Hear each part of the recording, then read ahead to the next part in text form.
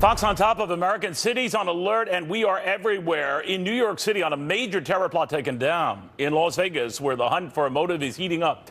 In New Orleans, where Hurricane Nate is barreling down. And on Wall Street, where they're wondering what will stop stocks from continuing to melt up. Welcome, everybody. Glad to have you. You're watching a special live edition of The Cost of Freedom. I'm glad to have you. I'm Neil Cavuto. Well, here are some of the stories we're tracking right now. New York, federal prosecutors charging 3 men in connection with an ISIS-inspired attack targeting Times Square, concerts, and crowded subways. One suspect quoted as saying, "Shoot up concerts because they kill a lot of people. We just walk in with guns in our hands." That's how the Paris guys did it. They've all been apprehended.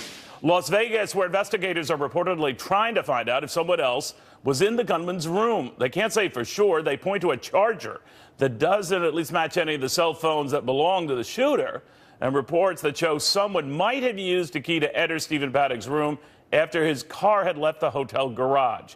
Now, we're going to talk to Robin Leach about how Las Vegas comes back from all of this. He's convinced it will. Meanwhile, the Gulf Coast, where more than 70% of oil production, about 1.2 million barrels a day, is in the direct path of Hurricane Nate. The U.S. state of emergency now being declared in Florida and Louisiana. FEMA Director Brock Long will be along here to update us. Also, Puerto Rico, the White House pledging long-term support after much of the island got whacked by Hurricane Maria. Some damage estimates are now nearing $95 billion. That does not include the $74 billion plus worth of Puerto Rico debt that the president himself said not too long ago we just might have to forget about.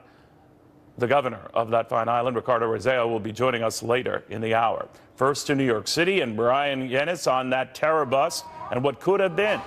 Brian.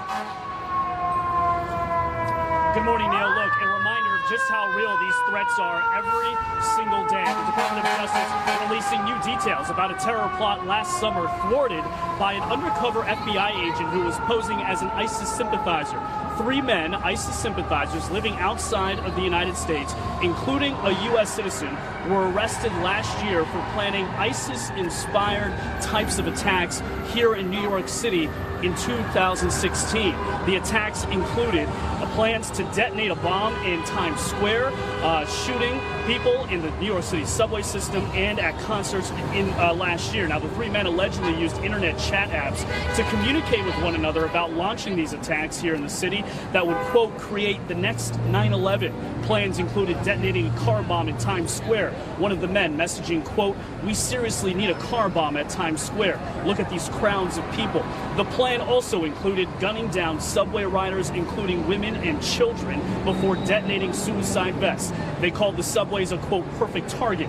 The men marked maps with locations where they'd place the bombs, messaging, quote, "When we run out of bullets, we let the vests go off. New York needs to fall. It's a must."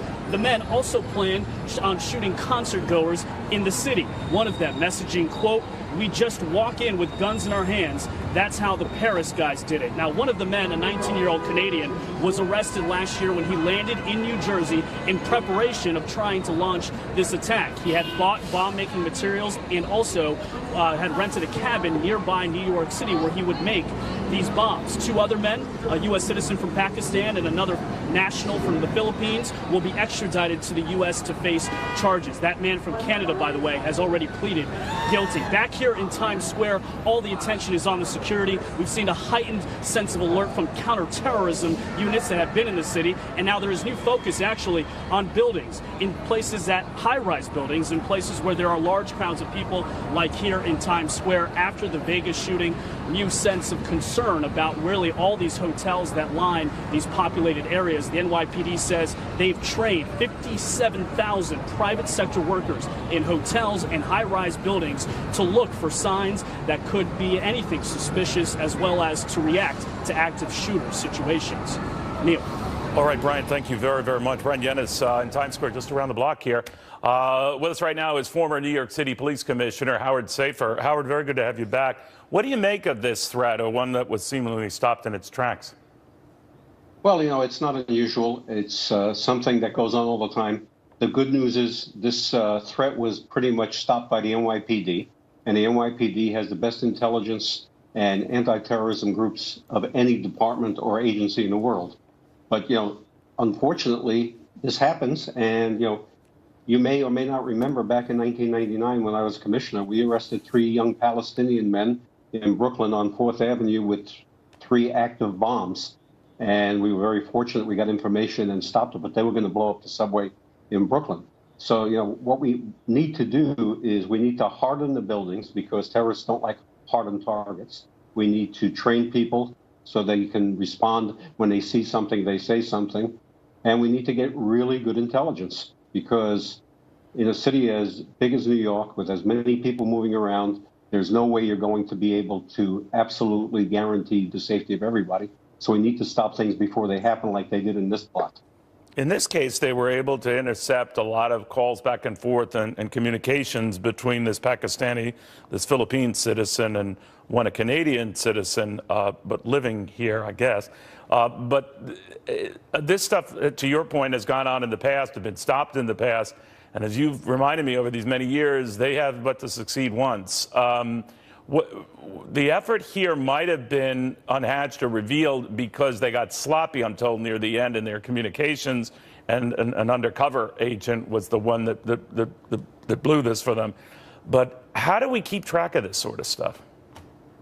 We have to keep track of people who are suspects. We have to keep intercepting communications when we know where the targets are, lawfully, of course. But we have to do this, and we have to do it relentlessly. As you say, you know, they can be wrong 1,000 times. They only have to be right once. But what can we do on trains, Howard? I know what you're saying about, you know, making buildings more secure, and we try to do that certainly since 9/11. But subways are another beast. I mean, particularly in cities that rely on this sort of transportation. What do you do there? Yeah, you have millions and millions of people using the subway every day.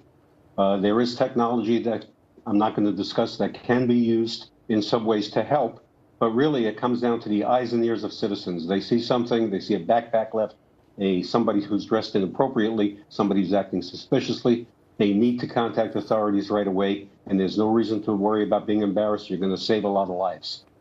Howard, what about this idea that here's another group that wanted mass casualties, very similar to at least the approach that Haddock took in Las Vegas? We still don't know what inspired that attack or what made him do what he did or what was in his thinking. But again, the goal, mass casualties.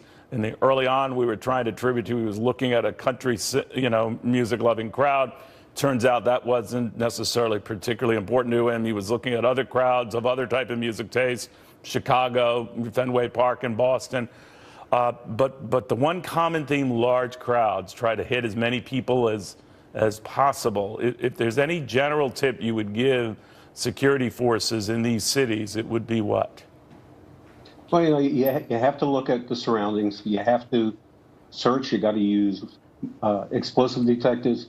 You have to use bomb dogs. You have to make the personnel in those buildings aware of what's going on.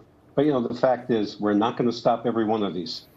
We just have to go on and live our lives, and we have to make sure that we make progress against ISIS. And as we've discussed over the last number of days, we really have to do something about not how many weapons are out there, but how we account for them and how we hold people responsible for them. All right. Thank you very much. Howard Savior, the former New York Police Department Commissioner, joining us via Skype. It does show, to the Commissioner's point, that ISIS is still interested in inflicting some harm. In fact, ISIS wanted to take a bow for what happened in Las Vegas. So far, authorities there say there's no reason to think ISIS was behind it. It might have just been Paddock acting on his own. He could have had help preparing for it, but not ISIS-related help. Way too early to say. This much is not. Tara Mauler says that we have to be vigilant. Former CIA military analyst Tara Mauler on that. What does that mean, Tara? You and I talk about this a lot, about being vigilant, about being aware of what ISIS wants to do. They still want to inflict a great deal of damage. They want to recruit people to inflict that damage. How do we stay on top of that? Sure. It means not just being vigilant in terms of law enforcement and intelligence collection efforts, which NYPD and police and the FBI all around the country are doing on a daily basis, but it means that everybody has a role to play. In many of these cases where we see radicalization occur, whether that's online radicalization, whether that's someone traveling overseas, there are people who know about it. There are family members, there are close friends, there are work colleagues, there are associates. There are people that after an attack happens, when hindsight is put into play. Hindsight's 2020, and the signs were there. So it's up to individuals to be aware of the signs. If somebody's behavior is changing, if somebody's becoming radicalized, if somebody's purchasing an arsenal of weaponry in a short period of time, these are things that should raise red flags, and these are things that are worth reporting in many cases to law enforcement. And in some cases, these individuals may already be on law enforcement's radar. Do you think it's a little outside what we had agreed to talk about there, but you can help me with my ignorance here? Obviously, Paddock had a lot of rounds of ammunition, 1,600 rounds of ammunition in his car, 1,000 rounds of this tracer ammo that would light up where his weaponry, his bullets in this case, were going. He had 50 pounds of this explosive tannerite. He had a number of fertilizer compounds and a lot of chemical names attached to them, of course, bought in 50-pound increments also in his car. Two questions then. What do you think he was planning? Secondly, would someone have to have helped him with just that portion? Sure. Well, it seems from at least the FBI's briefing and the police department's briefing on the matters that they think he may have been planning for an escape to do something else, or he may have had multiple scenario planning, because he did have explosives in the car that weren't used, and he did have a large number of weapons. So it's possible that in the planning stages, we know he scoped out other properties. Maybe he had other potential ideas or things that he was thinking about carrying out.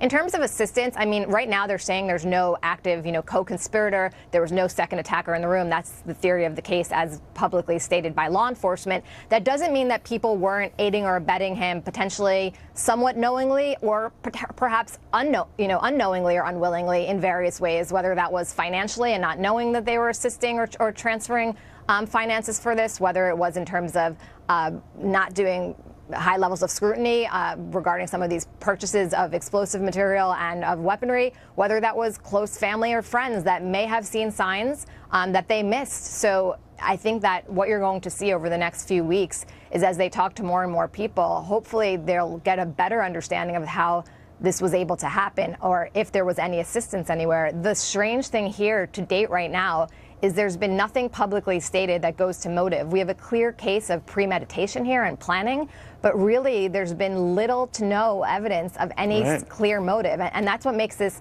both troubling but also befuddling and mind-boggling, because usually in most cases, domestic terrorism, mass shootings, after the fact, it's usually pretty easy to go back and find, after the crime has occurred, find those pieces of evidence of motive, whether that's through a digital trail, online, emails, text communications, or whether that's through a note that's left or through conversations with people close to the individual.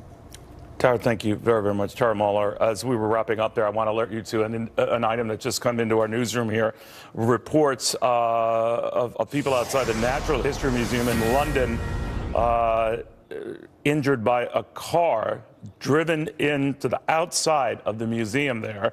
Sky News is hearing a number of people have been injured. A man has been detained. Again, we can confirm now an individual ramming into a crowd outside the Natural History Museum of London.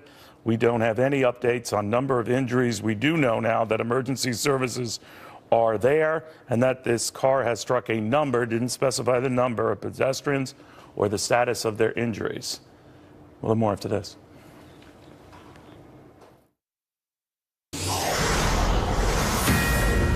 All right, a little more than 6 days after a terror attack here unleashed by one man, we are told, in Las Vegas, indications something is going down in London right now. London police are confirming that someone has rammed a car into pedestrians outside the London Natural History Museum. Got on the sidewalk, the car struck a number of pedestrians, several taken to the hospital. Let's dip into Sky News coverage there in London.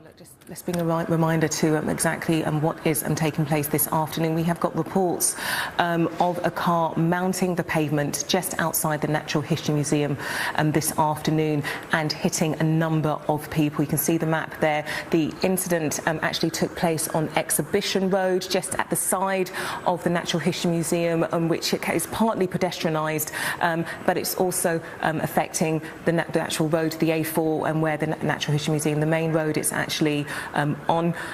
Let's give you an update on that police statement. And police have confirmed that they were called this afternoon just after 2:20 to report of a collision in Exhibition Road in South Kensington. Now, they say it's believed that a number of pedestrians have been injured. Officers are on the scene and the London Ambulance Service have been called. A man, they say no further details have been released on that man, but a man has been arrested at the scene, and inquiries are now taking place to establish the circumstances and the motive of that incident. And as I say, we have no idea just yet whether this was a deliberate incident or indeed if this was an accident. But we do have on the line former detective and chief inspector of the Met Police, Peter Kirkham.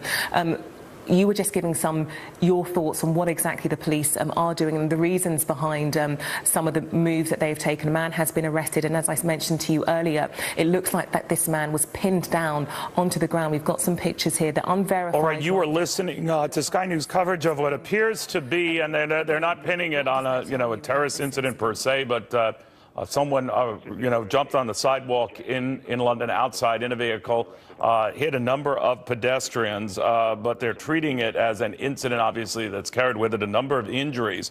This is the third such incident just in the past roughly 4 months. In June earlier this year, a van with 3 attackers inside unleashed an attack on pedestrians along the London Bridge, taking out 11 people, killing 11 people, 48 others were injured. Just a couple of weeks after that, another van driven into the Finsbury Park Mosque in the middle of prayers. 3 people were injured. 1 person ultimately died.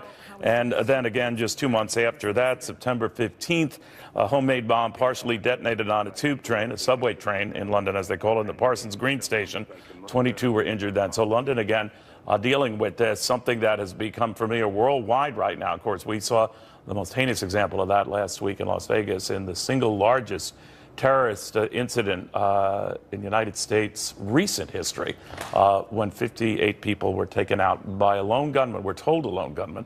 Former Washington, D.C. detective and attorney Ted Williams, former Las Vegas Police Lieutenant Randy Sutton. Welcome to both of you. And as we continue to look at these images we are getting from London, if we get anything new, we'll definitely pass along to both of you. But Ted, I'm curious your thoughts on this. The Londoners have gotten used to this sort of thing, whether it proves to be just a hapless accident and or that this was yet another terrorist designed to go, kill pedestrians outside in the simplest and crudest of means. What do you make of it?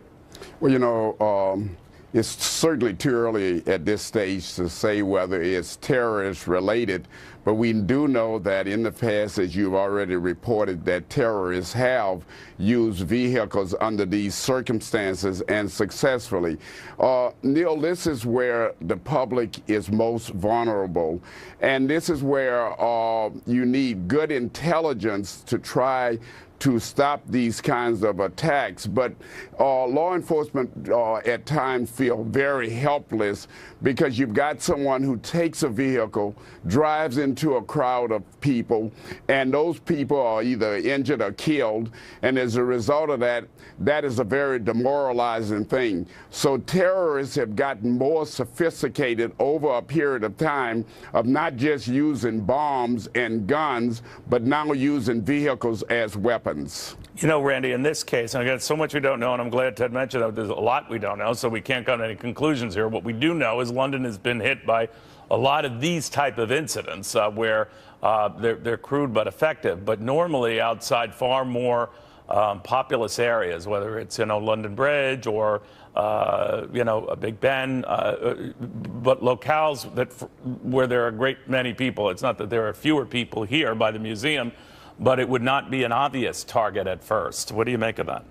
Well, the interesting thing here is, at this point, of course, we don't know if it's terrorism related, but these are targets of opportunity. They can literally be driving around the city and looking for there may be an area where there's a particularly condensed group of people, and they become the instant target. They don't have to say, I'm going to go to this particular area. And this makes it so much more difficult for law enforcement to be effective. It's the simplest, crudest, and at times most effective.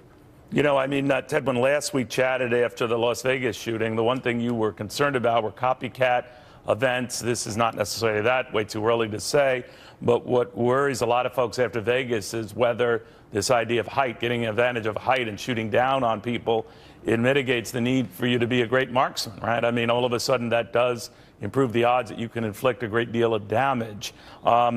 Here it's a different story. We don't know, to your point, but that issue about what happened in Vegas now spreading elsewhere. What do you think? Well, this is something that concerns me greatly. You know, there's always some other nutcase looking at what takes place, and what scares me is somebody sitting in his mother's basement right now saying, well, see, he killed 59 people. I bet I can kill more than that. And that's what really frightens law enforcement and frightens me, that there is someone out there demented enough to see this as, oh, here's the mark. Let me see if I can do better.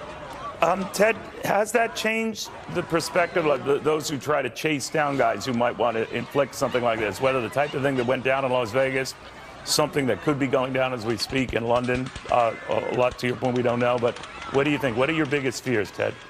Well, my biggest fears are somewhat just what has been echoed here, the copycats. But what I'm also deeply concerned about is those who do not fit the profile.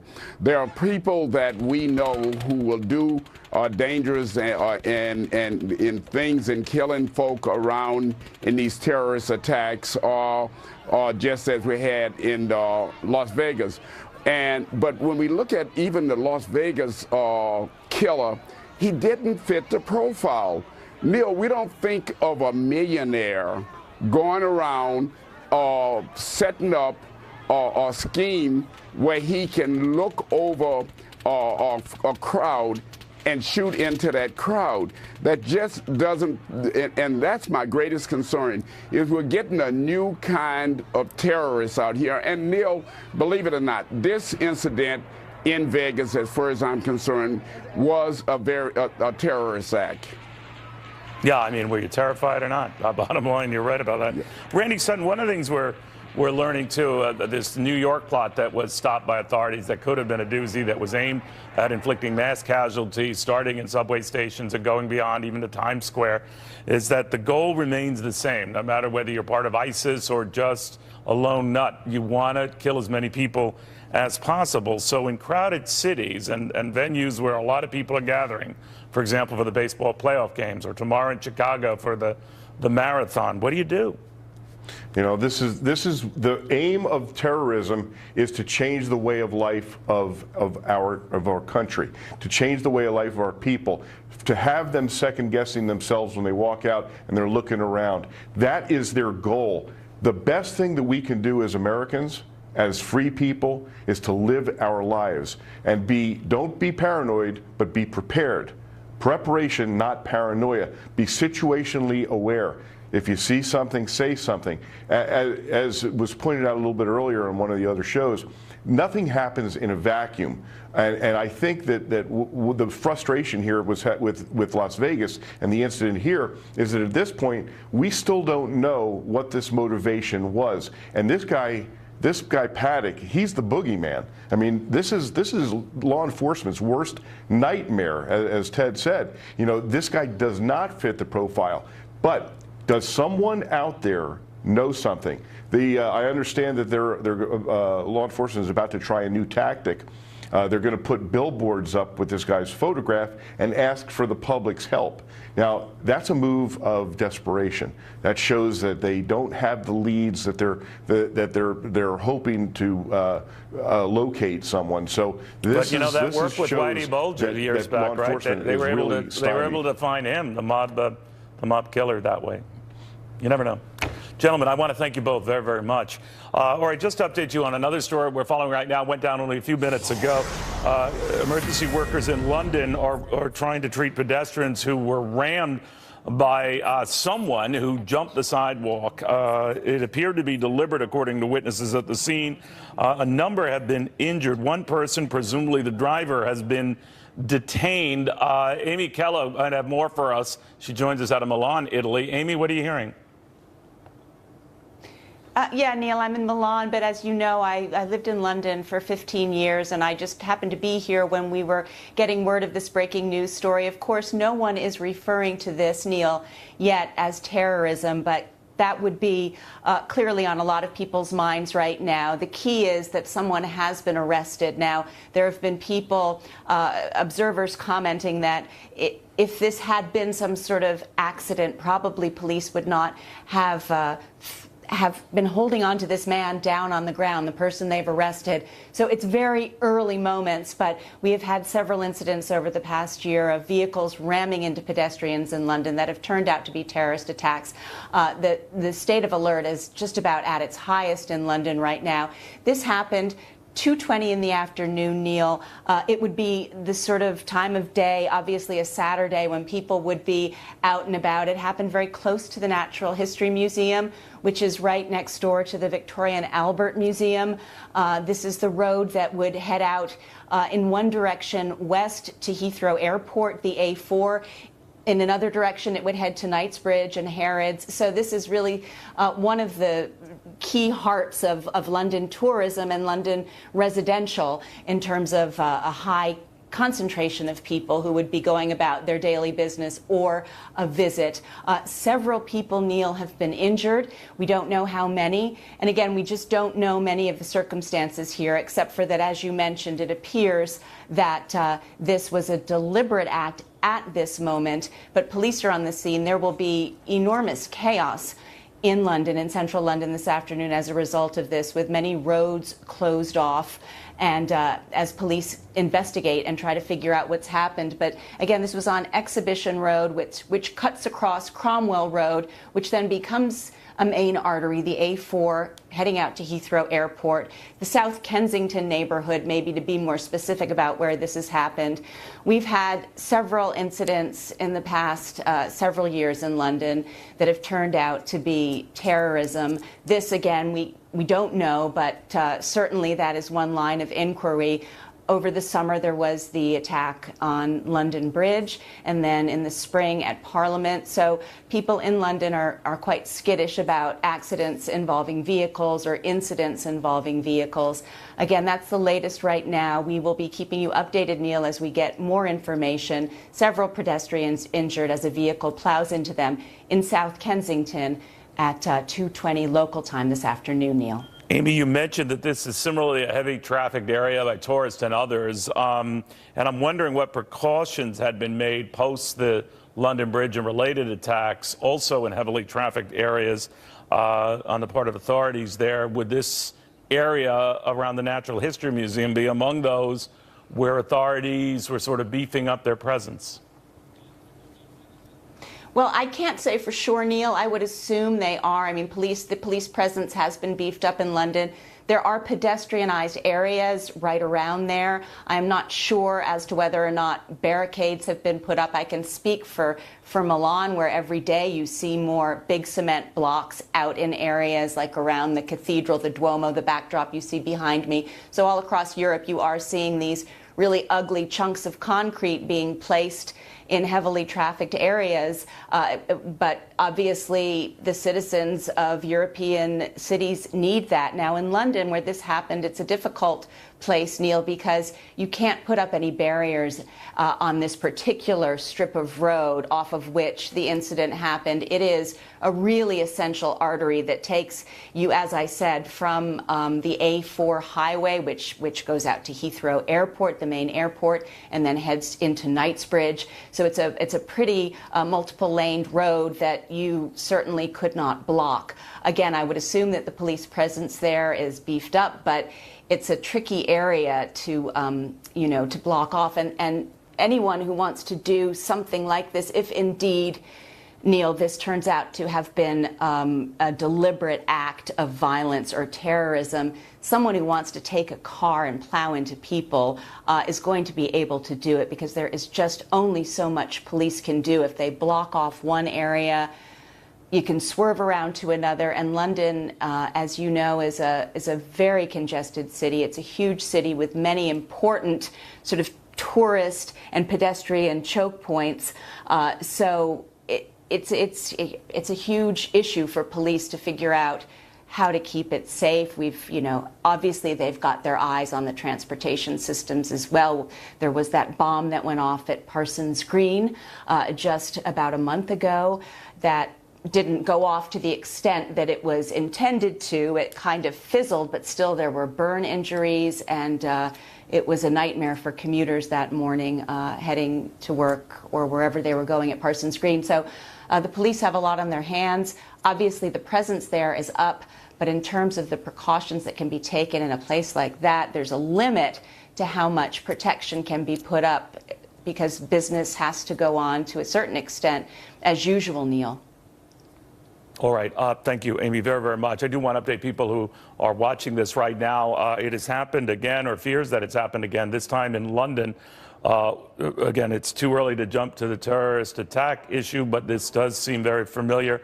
A car jumps a curb, rams down, hits some pedestrians, this time at the Museum of Natural History in London. We know of several pedestrians who were injured. We also have separate reports coming in from the London Times site that says that they are severely injured, and that one person has been apprehended, presumably the driver. Let's dip in to Sky News and coverage there. This is coming out of London again, the site of what appears to be a driver jumping the curb and injuring a number of pedestrians. Thanks so much for that. Let's speak to somebody who's at the scene and explaining what happened. Let's go live. Two men go away from this car, take a man on the ground, and so that's it. I just see, yeah, he took the man from the car, put it on the ground, and then 30 minutes later, evacuate the street. And did you see the cars? Did it look like they hit any pedestrians on the pavement? No. Yeah, I think there was a car, and just the car stopped the other car, and then that's it. And they took the man on the ground, and yeah, that's it. And so the cars remained in the road? Yes. It was on the road, yeah. And you saw at what stage did the police arrive after you saw the incident involving the two cars? It was 10 minutes later. 10 minutes. And what was happening around? Because this is a very busy street, I imagine, on a Saturday. Nothing big, you know. So just so the car, the man on the ground, then 10 cars of police, and 20 minutes later, okay, we have to move to evacuate, and that's it.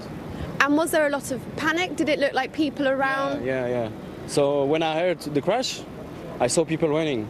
So I see. All right, well, we are continuing to monitor these developments in London. I do want to alert you to the Vice President of the United States. He will be taking off shortly for Las Vegas. He and his wife were making a planned visit there to check in on the recovery efforts in a town that's trying to get back to normal 6 days after the worst attack on U.S. soil, certainly in modern history.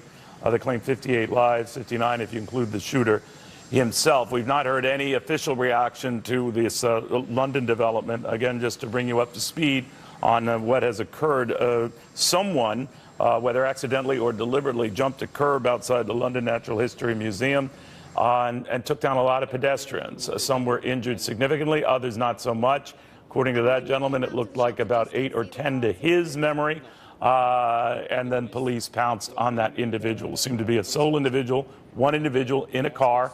That individual has been apprehended. We don't know whether he was injured. Several times we refer to he. That's why I'm referring to that individual as a he. I think we still have with us Ted Williams, the former D.C. detective. Ted, there's a lot that's coming in fast and furious here. So much we don't know, this much we do. People are on heightened alert about this sort of thing, not only because of what went down in Las Vegas 6 days ago, but what could have gone down in New York amid the arrest of 3 individuals who were apparently planning a pretty sinister attack that would have shut down the New York City subway system and potentially aimed for taking out hundreds in New York's Times Square. What do you make of all this? Well, it tells us, Neil, just how vulnerable we are to terrorists. The Metropolitan Police Department in London is one of the finest in the country and in the world when it comes to intelligence.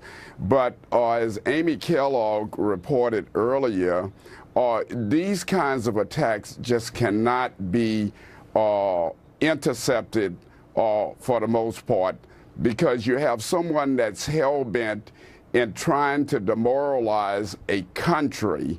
And that very much, unfortunately, could happen here in the United States. We have not been faced with individuals, for the most part, using automobiles as a tool, for terrorist acts. But this could happen anywhere.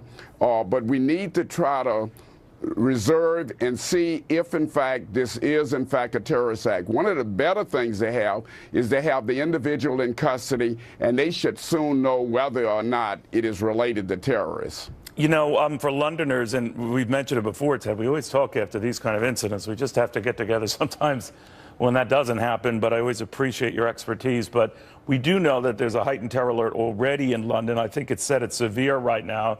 I believe that's close to or at its highest level, indicating that an event is likely, or that authorities feel is likely. But we also know from prior terror alert warnings, they come down ahead of, for example, the London Bridge attack, back early in the summer, where there was no such indication. In fact, if you went by the warning levels, they had been mitigated somewhat. So what's an average pedestrian, what's an average citizen in any one of these countries, in any one of these cities, to do? In New York, of course, we always hear, if you see something, say something. As I've mentioned with you, almost everything I see around this building would warrant saying something, but help me with that. What does that mean? Well, see something, say something means that you are trying to combat these kinds of acts not after they occur, but before they occur. What is your neighbor talking about? What is somebody in the neighborhood actually talking about? But the thing about terrorist acts is, and these cowardice acts, that you may have a terrorist at any given time just to do this, just to take a car and drive it into a crowd, because they're going to do it in the name of ISIS or whatever have you. This is, again, where we are most vulnerable, Neil. I hate to be so redundant, but it's just about you're helpless. And the thing about it is we have to go on living our lives, and we have to hope that we can have as much protection as we can in these cities, but we are vulnerable. We are vulnerable in this country. We are vulnerable throughout the world with these kind of terrorist acts. All right, Ted, I'm getting some details, a little bit more on this, that seems to show that this was not a willing driver, eager to discuss the matter with police. From witnesses on the scene, that he was pinned down and grabbed out of the car, detained by police at the scene after jumping the curb and hitting a number of pedestrians. It was a dented silver car. Witnesses are reporting, we don't have any indication of a make or model, and that indiscriminately he drove off the street at a very high speed. Into this, coming from a London Times website. The London Ambulance Service was responding to the incident, taking a number of individuals, again, no report on what is a number of individuals, to the hospital for treatment. We don't know the range of injuries or their severity, just that there were several who were hit by this driver, and he was pinned by authorities to the ground after they dragged him from the car. I think we were just showing that individual. Ted, for a minute, I want to dip into Sky News coverage of this because they might have a little bit more.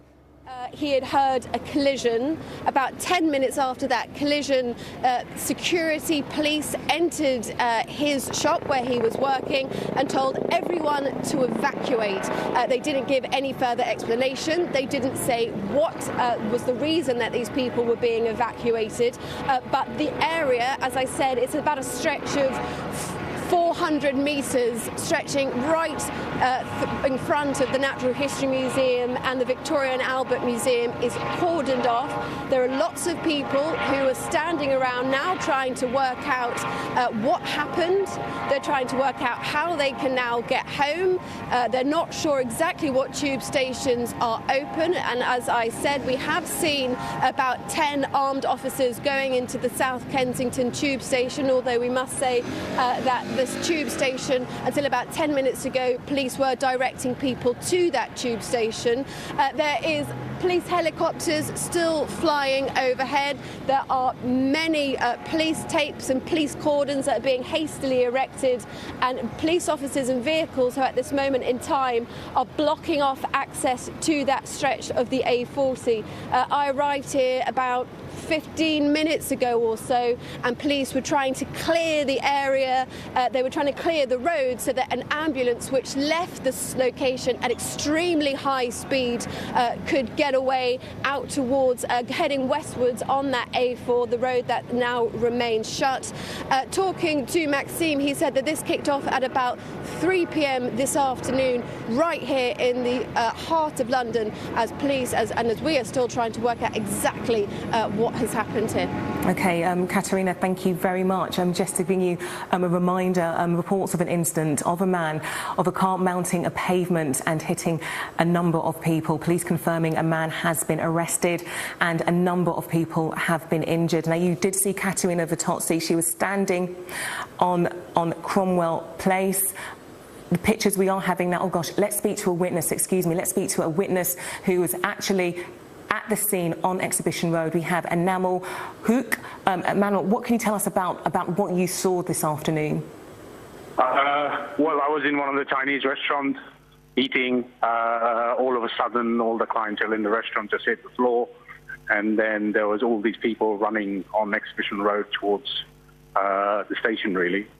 And then all of a sudden, I would say large gathering of policemen turned up in yellow vests and stuff like that, just clearing up the road, and everybody to leave the restaurants, leaving bags behind and things behind, really. What were people telling you when they were running? What did they say? You must have been asking, what is going on? Yeah, well, the people just seemed panicking and running, really. I didn't think anybody knew what was going on. And there was large, huge contingents of policemen just saying, go, go, run. And what did you do? Did you run? No, we had to leave the restaurant. Yeah, we walked out, ran off, yeah. So when you ran off, you didn't even get a chance to pay for your meal? Were you in that much panic where you just left the restaurant? No, we just paid for our meal. Paid for our meal, but there's quite a few people that ran off without, yeah. Really? How did you feel when you were hearing this? I mean, at this time in London, gosh, we've had just the 5th terror attack just a few weeks ago. So to have people running in panic, as you saw, how did you feel about that? Well, it was scary. Has been an incident. They're calling it an incident. This was not a terrorist incident, but an incident that rings vaguely familiar and rather, eerily familiar to a lot of Londoners. Someone jumps the curb, this time outside the Natural Museum of History, which was putting out a warning. We have reports of a crash, an incident. Please bear with us. It is a bit panicky. These are quotes being picked up by Sky News, our sister organization abroad, in Europe specifically. But this fellow who jumped the curb didn't immediately, stop and get out of the car. He was trying to escape from police who were in the area, chased him and pinned him between a wall and it looked like a divider. He tried to get out of the car. As you could see, they grabbed him and pinned him down. We don't know his status, just that authorities did get him, did pin him down, and ambulances did address those injured in the area. You might have heard reporters at the scene refer to this as the 5th or 6th such incident involving a motor vehicle trying to run down people, sometimes with terrorists yielding knives in the process. Again, that did not appear to be the case here. We don't know whether this driver was carrying weapons. We don't know what his intent was. We do know the reaction, very, very similar to other efforts that we've seen. Ted Williams still with us.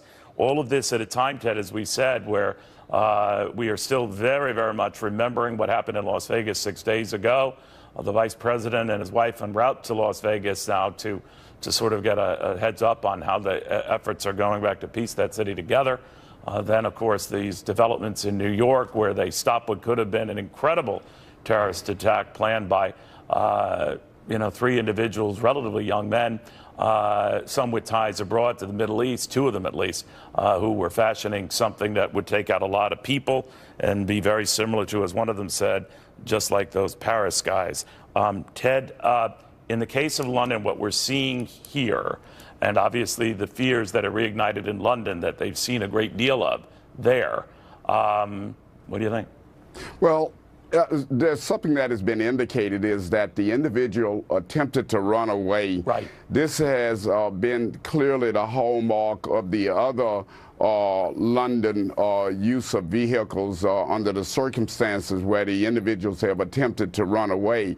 One would have to tell you, if someone accidentally run into a crowd like this, it's more likely than not that the person would want to stay on the scene. Under these circumstances here, this leads me to believe that it is more suspect at this time. One of the things I think that they're having to worry about in London, and right now I'm sure in other major cities, even in this country as well as other European cities, is there copycats? Is this something that is taking place specifically in this area in London, and that other portions of London is vulnerable? So you've got now, Neil, that whole area and the city under a heightened state of alert as for even copycats under the circumstances. You know, as you're talking, Ted, I mean, I was just reviewing recent London issues, some involving lots of people, some involving just sort of random acts of craziness. I mean, they've been dealing with apparently an acid attack on the part of a teenager just a couple of days ago who was throwing acid at people and then running away. They have as yet to apprehend the individual. Another involving a fellow outside Parsons Green with a knife that has nothing to do with the September attack, but just someone who indiscriminately bore a knife and then ran away after trying to stab a couple of people. But this is all within the last few days, not part of the record of attacks that are more well known worldwide, even here. What the heck is going on? Well, Neil, what is going on is that terrorists are beginning to get more sophisticated and more smart. In the past, we've known terrorists to use bombs in cars and to bomb places, to go in with bombs strapped to themselves. Well, the more sophisticated law enforcement get, the terrorists are trying to stay one step in front. And again, when you use a knife, when you just walk up to someone in the street and you stab them, and it is later determined that this is a terrorist act, that has a very demoralizing effect on the public. When you use a vehicle under these scenarios and circumstances just to mow down a large crowd of people, that has a more demoralizing effect on the public.